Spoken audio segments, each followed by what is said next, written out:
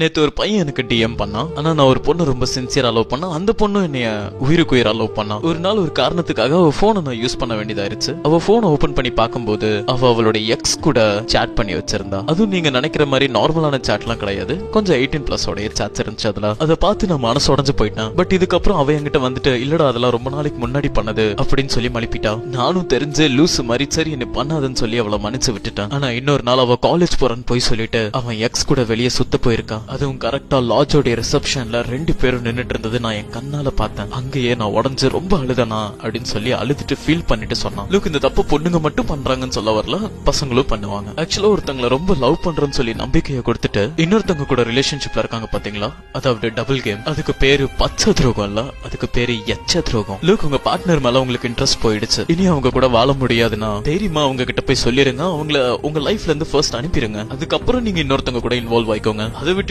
ஒருத்தங்களுக்கு நம்பிக்கை கொடுத்துட்டு இன்னொருத்தவங்க கூட இருக்கிறதெல்லாம் ரொம்ப பெரிய துரோகம். அது உங்களை இன்னைக்கு பாதிக்காது, நாளைக்கு உங்க குழந்தைங்களை பாதிக்கும். சோ கைஸ், உங்க பார்ட்னர் இந்த மாதிரி பண்ணி உங்ககிட்ட மாட்டிக்கிட்டாங்கன்னா சும்மா லூசு மாதிரி மன்னிச்சு சான்ஸ் கொடுக்காதீங்கடா. Just break up with them. Look, ஒரு பையனை சின்சியரா லவ் பண்ணிட்டு அவனுக்கு தெரியாம அவ உன் கூட வரானா, உன்னை நினைச்சு நீ பெருமைப்பட்டுக்காத. ஏன்னா உனக்கு தெரியாம நாளைக்கு அவன் இன்னொருத்தன் கூட போவா. இங்க நான் பொண்ணுங்களை மட்டும் தப்பா சொல்ல, பசங்களையும் தான் சொல்றேன். உங்களை மனசார நம்புறவங்கள ஏமாத்தாதீங்கடா. அப்படி ஏமாத்தி இருந்தீங்கன்னா தெரிஞ்சுக்கோங்க. தெரிஞ்சு அந்த தப்பை இன்னொருத்தர் கூட இன்னொரு முறை பண்ணாதீங்க.